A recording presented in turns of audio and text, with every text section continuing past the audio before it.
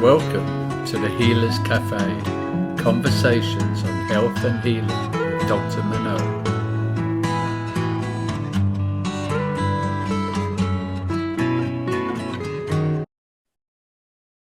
So welcome to the Healers Café. And today I have Jenn Malecha with me. And wow, I think we know each other 19 years. So I'm very much looking forward to having a full update. But let me tell you a little bit about her. She has a diploma in fitness and lifestyle management, a degree in psychology, and has several postgraduate certifications, including concussion health, cancer and exercise recovery. She is a certified Bowen health therapist and a master level neurokinetic therapist, a certified ANF pain therapist, and a certified yoga therapist, as well as a manual osteopath. So, wow, what a wealth of knowledge. And so where shall we start? I mean, I feel like, okay, no, I know where I want to start. Well, welcome. And thank you. what got you started in the healing arts, and sort of what prompted you to keep going? And yeah, tell us a little bit your journey.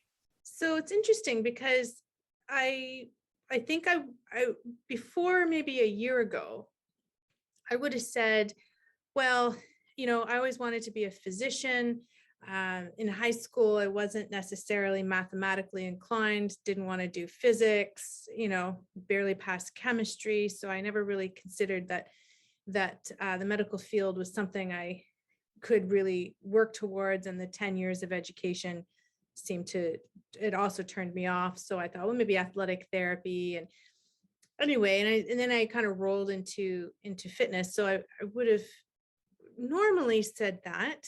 But this is a question that comes up a lot. And I often think, oh, how did that happen? And then I was like, well, I did start seeing an athletic therapist when I was 16, had chronic migraines, a chronic shoulder issue. So that sort of on the surface makes sense. But if I go a little deeper than that, I had a parent who had chronic migraines, chronic pain. And I remember she had always said that the only thing that made her feel better is if I put my hands on her head when I was little. This parent ended up dying of a drug overdose, prescription related. She was given loads of prescriptions her entire adult life, but I never really made that connection to being a chronic pain therapist as an adult. And now I'm older than she was when she died. And then it kind of just sort of dawned on me, like, yeah, I guess this was always going to be the path, is trying to help people out of pain so that they don't become dependent on prescription drugs, so that they have a little bit more control in their life as far as managing their pain, showing people that there is a way out of pain. They don't have to live in pain and all those kinds of things. So on the surface, it was like, yeah, I had my own stuff going on as a teenager, but the deeper root of it, I think, was just, this was going to be my path no matter what. Interesting how it's kind of like it's a rewrite, but it's not a rewrite really. It's an in-depth. It's like going to the root cause. Yeah, exactly, which is what I do. That's my goal, is always to find the root cause of what's going on with somebody. Yeah. And I can be a little obsessive with education. So even just listening to you mentioning all the certifications and so on, and then it goes on deeper than that, right? Because I'm always taking a course, I'm always looking ahead, I'm always, that's really cool. And what I realized is that from the very beginning, I, doing something that I really love, really enjoy, and then I start to identify, well, wait a minute, there's something else that this particular thing isn't quite addressing. What can that be? And then I just sort of think about it. And then usually within a few months, all of a sudden information comes to me through whatever path, other professions and stuff like that. And I'm like, oh, that's the thing. And so then I grab up all that education and work with that, and then build another level. And then again, I see another, a little bit of a gap of like, oh, I wish I could just do this. And then all of a sudden another training comes in, and it always comes in at the right time when I'm looking for a way to amplify the results I have in my clients. And then all of a sudden I'm being presented with information. So I'll be doing this forever. Well, it is like that, right? And even every therapy evolves tremendously if you stay very connected to exactly that. Like I'm an endless learner as well, because it's just like, what else, so I mean, I'm thinking it was 19 years ago that you took Bowen therapy, right? Yep, I probably finished my advanced class, or just finished my module 6 in this month, so December. Yeah, 19 years ago. Yeah, wow. So this would be like probably my 19th anniversary, funny enough, of being a Bowen therapist. Yeah. Interesting. So, well, why don't you tell us a little bit? Yeah, and I get that. Once you're putting it out there in the universe, it shows up, right? And that is actually how our brain works. That is how it does work, right? So once you identify, you don't even have to know what the gap is exactly. You just need to know that there's more. At one point, I called my clinic for people who know there's more. Oh, yeah. That was the tagline, because it's like, how can I identify what it is that we're really dealing with? So it is kind of like that in that search. So how did you find, I mean, what attracted you to Bowen therapy, and and are you still using it? What's going on with that world, since that's one where we connect?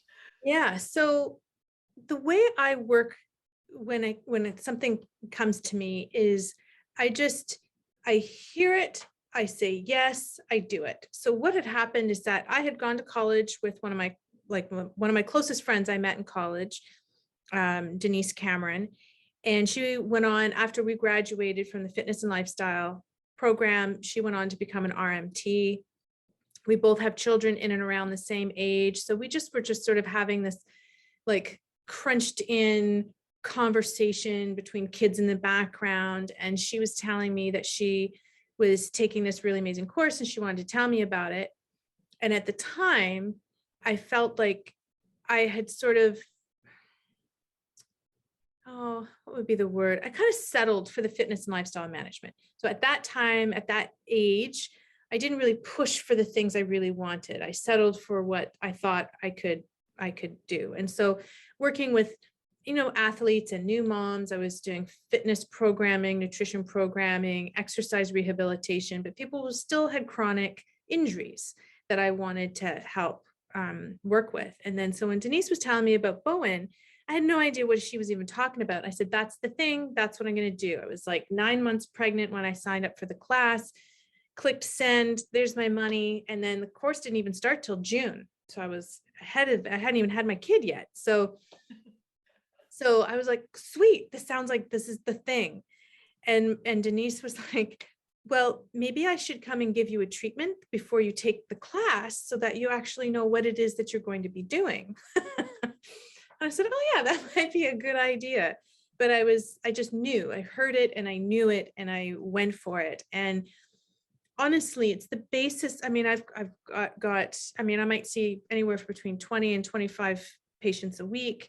And a large majority of them are Bowen based. Some of them are just strict Bowen. I've got 2 sessions this afternoon, actually, that are just strict Bowen. And everything else is a combination, but Bowen has been the foundation of my entire healing career. And so I always come back to that, even if it's, outside of the traditional teachings, I'm still infusing it with whatever I need at whatever time I need. It's always there. Well, when you say the traditional teachings, so I have evolved as well. Because at the time, it was done a certain way. It was mostly a physical therapy. It was a technique rather than actually honoring that it's actually an art that has very much to do with also the connection between the client and the practitioner. And so now at Bowen College, we really stimulate the creative ability. You need to know the baseline, but we have to think out of the box. We need to use all of the skills, whether it's, Chinese medicine, knowledge of meridian, knowledge of fascia, knowledge of even the understanding of healing, which was really taboo at the time when I was teaching. I wasn't really able to teach what I knew. And Yeah. so it has evolved as well. So it's interesting. And Yeah. it looks like some of the courses you've taken are like, yes, like it all makes sense, so. It all just pulls in together, and it's very interesting because I have another friend who has stuck with the very traditional approach and teaching. And so usually when someone comes to see me, like it's hard to go in more in depth because I know the listeners might not understand completely what it is that I'm talking about. But whenever this friend and I get together, we'll do a trade, but our application of the same thing is actually quite different, and I find it fascinating. And when I've got people who come in who've had previous experience, I just explain to them like how it is that I'm different, my approach. And then I really welcome dialogue with my client base and just say, this is the type of pressure that I use, but this changes based on the individual that's in front of me. Right. So it just varies. And then, yeah, it's at the end of the day, you just have to love Bowen. So one thing too, you've been treating a lot of concussions, because I've been reading things that you've written about it, and and following up here and there through the grapevine, which is quite short. Yeah. So tell us maybe what you've seen or what's possible for concussion people that are suffering with concussions. So I started using Bowen for concussions in 2003.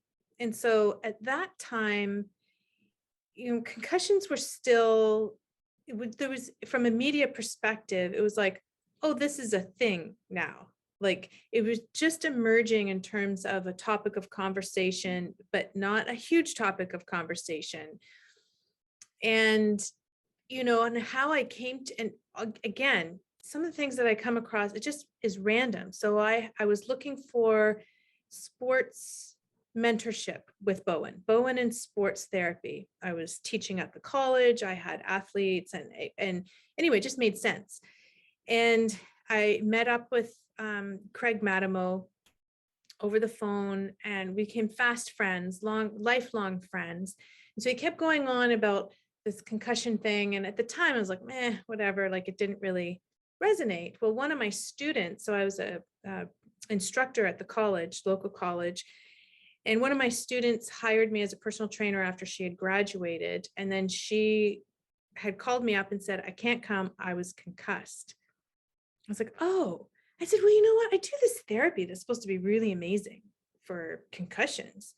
Why don't you just stop by the house and I'll just do whatever. I'll just do, I think I did half the protocol. I mean, it was it was amazing. I couldn't even believe it, because she said 3 hours later. So at the time they graded concussion. So it's considered a grade 2 concussion. Headaches, dizziness, nausea, hard to drive, couldn't exercise, all the things. And she said within 3 hours of leaving my house, every symptom was gone. And so then I called my friend back. I was like, so this concussion thing, it's a thing. He's like, this is what I've been telling you. So that was my start down this road. But at that time, nobody was treating concussions. Like he worked really on acute young athletes. That was his thing. And what I found is that I was starting to get chronic people. So I was using the protocol, the concussion recovery protocol, using Bowen, but having to apply it to chronic situations and figuring out the nuances with these chronic situations, the differences between men and women, older people, younger people, car accident versus sports injury. And a lot of it was a lot of self-education. And that's kind of how I ended up grabbing up all of these other programs and certifications along the way, is because, the concussion there's a lot of layers to that, depending on the type of person that you're working with.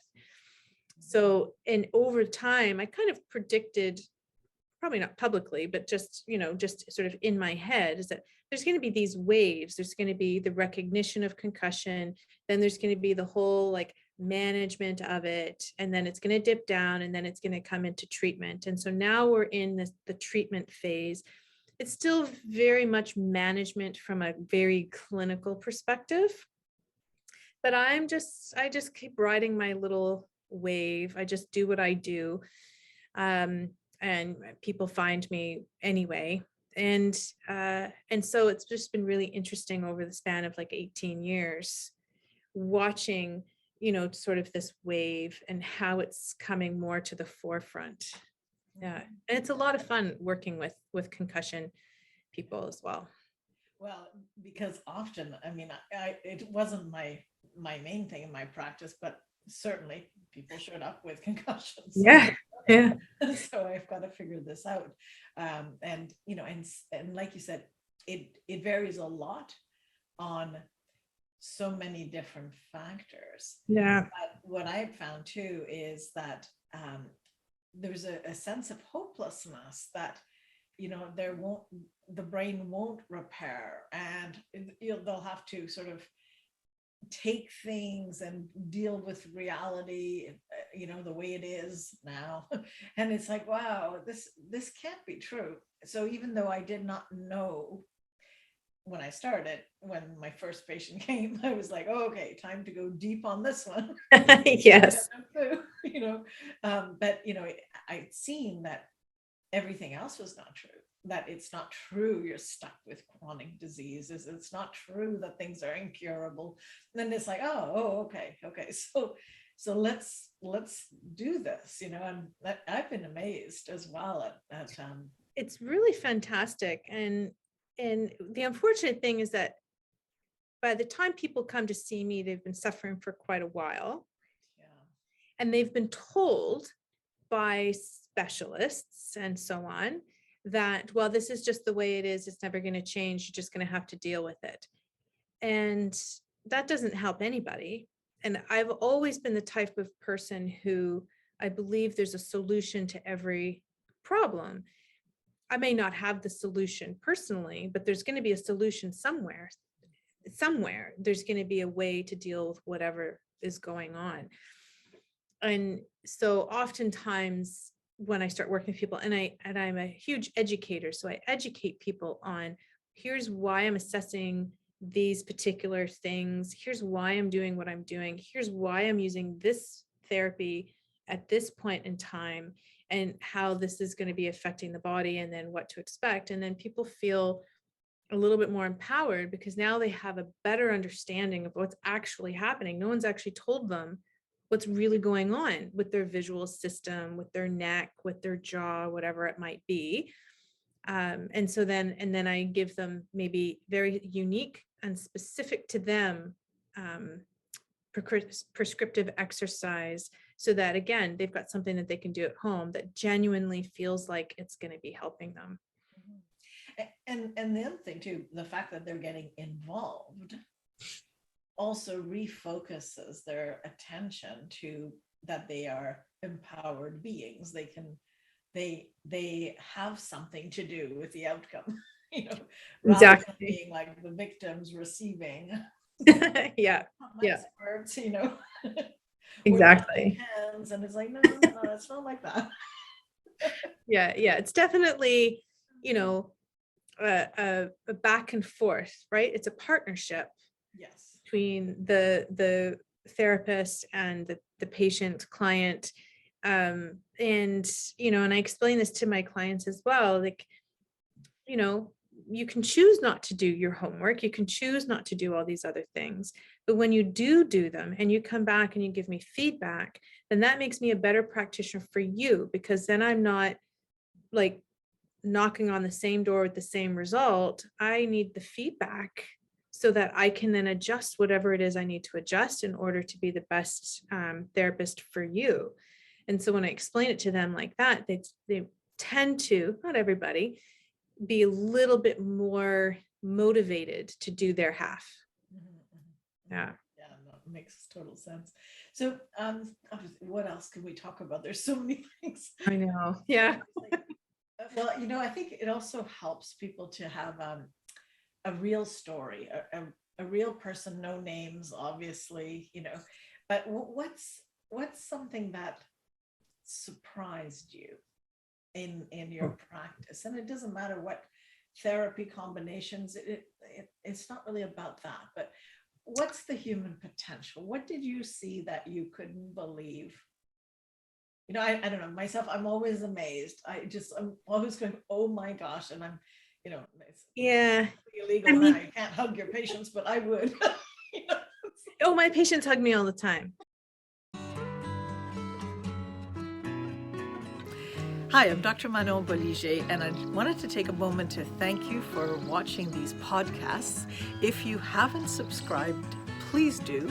Also, feel free to leave comments and like it. This way, more people get to find out about this work and about other choices for health. So I think it's really important that we all share this information. I have a free gift to you. It's a 7-sequence email that has tips for every day, and it's a little insight about how to live your life when it comes to health. And it's very much built on how I managed to overcome stage 4 cancer and what it took. So I would love you to have this, and thank you once again for listening to these podcasts. COVID or no COVID, I get hugs. I think, it's hard to isolate because it happens so frequently.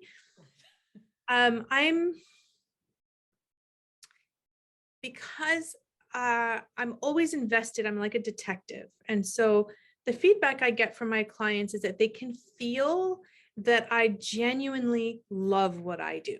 Like, I genuinely love what I do. And for example, if I'm doing a neurokinetic assessment and I find something really cool, I can be a bit hyper. I talk a lot in my class and like in my sessions and whatever when it's appropriate, but I'll get giddy. Like, I'll jump up and yay, or like, oh, that's so cool. I've been doing this for years and it's still so cool how the body responds when you do certain things. And I can't help it. I've tried not to, and I just can't help it. And it's like, whatever, that's just who I am as a therapist. I get super excited. But I will say the one thing that sticks out, and it was fairly recent, somebody who had been having this chronic pain. This was really cool, actually. This was super cool. And this is the importance of taking a really thorough history and really leaning into what they're saying and really working on timelines of injuries, surgeries, whatever it might be. This crazy chronic pain, no car accident, no nothing, but it ended her career. She couldn't get resolution, 4 years of chronic pain, not being able to work, bouncing from thing to thing. The first thing we did is I actually ended up doing some scar tissue release on an old hysterectomy scar, because she had said, I don't understand it. She's like, but within 30 days of that surgery, all my pain happened. I just woke up one day and all my pain was there. I'm like, that is really important information. She's like, people told me I was nuts. They gave me antidepressants. They sent me to a psychiatrist. And I was like, no, I mean, anatomically, everything is connected. right? You just have to look at the anatomy trains, anatomy coloring book. I still have mine from 25 years ago. It's all connected somehow. So we actually did scar tissue release, and that was the first major. She's like came back and was like, what just happened? And then we started working on getting some muscles firing in the appropriate way. And then then the right time was to do, I added shockwave to the mix, and done in a very particular way, so that it reduces discomfort but gets results, because people get scared off of shockwave. And honestly, when she came in, I almost cried when she came in and just said, I can't believe it. She's like, I had no pain for 2 days. I haven't had that in 4 years. And it was just, so what I learned from that is just the connection you have with your client, to really have good dialogue, to really, and to be genuinely invested in solving their problem, is the one thing that I just hold on to, that each person comes in with their own history, their own whatever. They're not just another person that's walking through the clinic and you just, oh, there's the chart, there's the chart, there's the chart. Each person, I'm genuinely invested in helping them solve their problem. And I just continue that even on the hard days, even if I have my own pain on that day or I didn't sleep, it's just, I keep getting invested in that person at that moment. Yeah. I felt like a ramble, but I hope that answered the question. It's a genuine inquiry, right? It's like, it's not, you have solutions, but you don't know which ones you're going to pull until you really identify what is the basis, what's going on. And sometimes, I'm sure you've seen this, that sometimes it's also emotional, which then has a physical manifestation. But if you don't give the opportunity to allow for that to surface, you're chasing it. It isn't fully released, and I think all kinds of trauma, it's like that, and as well as if we don't work with the autonomic nervous system, if we don't deal with the shock of an event, nothing else is going to happen. Nothing's going to, exactly. That's why, I don't want to put down therapies, but there's many therapies that don't focus on that at all. And so people are in it, for 2 years and they're getting, 10-20% improvement, whatever. But they come and see a person like yourself, and it's like, it's solved because you have to talk to the whole body. Yeah. And when people ask me, like, so sometimes when I'm working with somebody and we're really sourcing out what's really going on, and they'll say, well, why didn't anyone else tell me this? Like why didn't whoever it might be, why didn't they tell me this? Why didn't they explain it to me? I'm like, I can't speak for other people. I just know that this is how I work, and I'm a detective. And I get obsessive about it. And that's just the way I am. And I said, but there's a time and a place for everything. And so right now, this is the right time for this particular approach. And maybe down the road, if there's something else that's going on, then the other thing, because oftentimes people will work with me temporarily and it makes things better, and they go back to their regular person that ends up working a little bit better. Sometimes they'll come back to me 6 months, a year later. Like, it's really interesting. And I had to, over time, especially as I got older, is just sort of take myself out of the mix and just say, this is what I have to offer at this time. And it may not be the right thing at this time, maybe down the road, the other thing. So again, when people say, oh, should I quit doing this thing?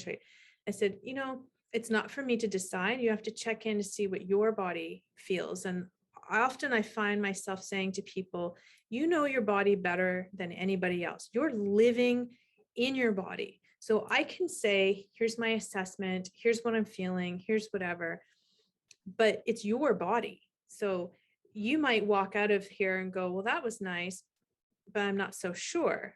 Well, you have to honor that. Like you can't say, well, I'm sorry, but, and I'm no, there's no personal I can't take it personally as a therapist. And I just remind people, if this is how you're feeling, then you have to honor that that's how you're feeling. When people say, oh, I really think it's like this spot right here. And I'm like, then it probably is. Let's look at it. Let's figure it out. Let's assess it and see. And almost 100% of the time, I can validate why they're feeling what they're feeling. And then they're like, oh, see, I knew it was that. I'm like, of course you did. It's your body. I think you've hit on a fundamental thing that, now we're clearly letting every practitioner understand the depth of that. And there's much more research to back it now and all of that, but it's so fundamental. Whereas the old model is still the doctor knows better or the therapist knows better. And it's the biggest disconnect. We know better, the person receiving it, not necessarily exactly how to fix it. That's why there's a team. Yes, exactly. Know that this is what's going on, right? And it's just, and it is, it's funny, you use the word detective. That's what I used to say. I'm a detective. Yeah. You want to be when I grow up, a detective. Yeah. It's it's really fun. And lately, I've been really, it's hard to explain, but I just, over time, people are like, oh, you should do this and you should do this and you should write this and you should create this. And I can be a little ADD and like, oh, I want to do this flashy thing. And finally, I finally just said, wait a second. This is I actually just genuinely love doing what I'm doing. 6 or 7 hours out of the day, having wonderful, cool conversations with clients. And maybe not every client loves how chatty I am, but I have learned so much from my clients, just as a person, as a therapist, as a mom. They're just people. We're just coming together to solve a problem. And so I finally just sort of sank into that. I'm like, I don't have to do this thing over here. I don't have to do that thing over. I don't actually have to do anything else other than what I'm actually doing right now, because I really, really love it. And then that's it. Like as a therapist, it's like, I don't have to do all the other stuff. So I'm curious your relationship to the part that most therapists neglect. It's like there's a belief that you open up and the patients will come. Now, there's a truth to that. Patients will come. And there's also a truth that if you get results, there'll be a referral. But there, and that is a way that you can grow the business. But in this age, being present on another level seems to be required for many. So could you speak a little bit about the general idea of marketing? What do you do on that level? Yeah. So as a self-employed person who never purposely went into self-employment, I did that to myself by always doing something outside of the norm that isn't necessarily employable, because nobody knows how to market you, like, is the thing, right? So I just naturally got into just being self-employed, and then spending years trying to figure out how to do this newsletter and that thing and all the stuff. And then, and getting into a coaching program that they're like, okay, we're going to teach you how to do all this. And that was a very expensive way to go. I don't want to do any of that. I actually just don't want to. Like, I just dig my heels in the sand. No, I don't want to do it. It's not what I'm good at. It's not what brings me joy. So eventually I actually hired a marketing and promotions company that works specifically with physical therapists, chiropractors, osteopathic therapists. That is their whole thing. That's all they do. They don't take on people who are also doing accounting as their business, and they're only for healthcare providers. And honestly, it's not a cheap way to go, but it was the best way to go, because they write my newsletters for me, which were all fantastic. They do my social media for me. They update my website. As soon as I change my website, my clients are like, oh, I noticed you changed your website. It looks fantastic. And as somebody who's self-employed, who just felt bogged down by all of the other tasks that is really required, especially in this day and age, I just gave it all to them. And so that gave me the freedom to just do the things that I love to do.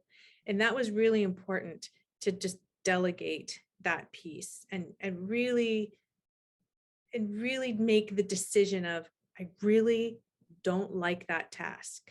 And if you're constantly having that, I don't like that task in the back of your mind, it affects how you move through your day, in my opinion. And because then you're constantly thinking, oh, I got to do this thing and I got to do that thing. And nope,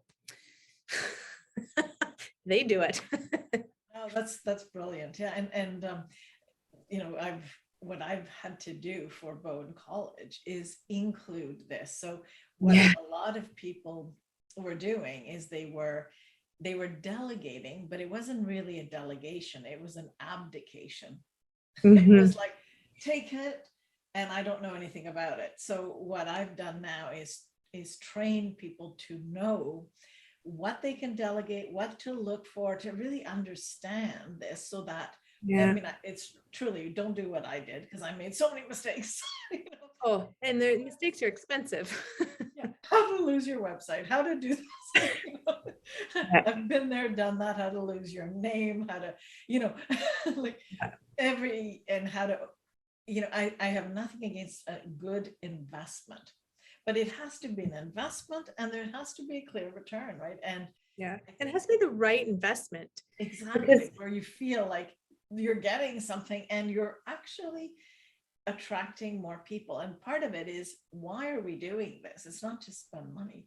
It's to reach people who desperately need your services and would not know about you. Yeah. That's basically it. And at the end of the day, so not only did it increase, it increased my traffic overall, increased my traffic. But what's really interesting is that, I mean, it's a great website. Love my website. I mean, I was a part of the process in terms of picking different things and approving different things. But what's really been interesting is that, how do I put this? It's the people who are drawn to me and drawn to my website are always the right person, or it's always a good fit, or there's going to be some people I might only see once or twice, and they were like, well, that was nice, really liked you, but I don't know, this isn't really working for me. And that's fine. It's usually when there's a mechanical issue, they've got pins and wires and hardware and whatever. It's a bigger issue than what I have the capacity to treat, and that's fine. But I have to say, making that switch also is just bringing me individuals who are genuinely interested in what I have to offer. And that's been really cool, because wasn't necessarily the purpose behind the website. If you look at the website, you don't necessarily see anything written for that.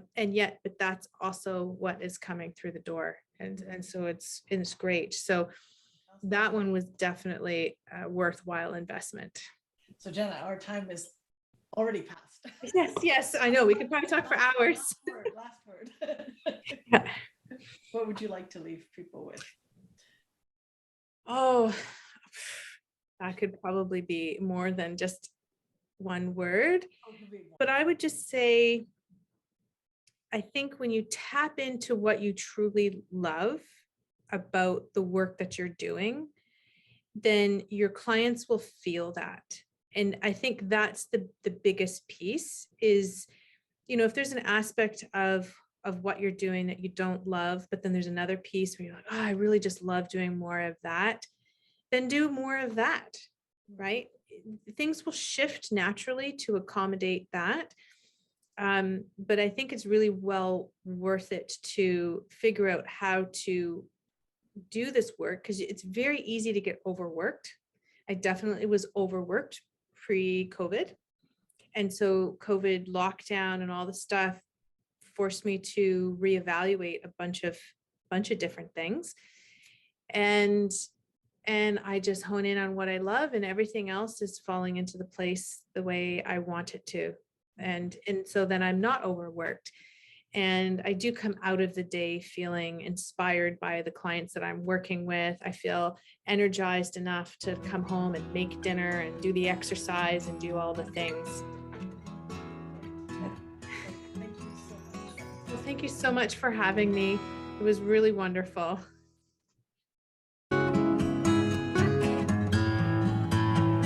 Thank you for joining us at the Healers Café with Dr. Manon. For more information, go to drmanonbolliger.com.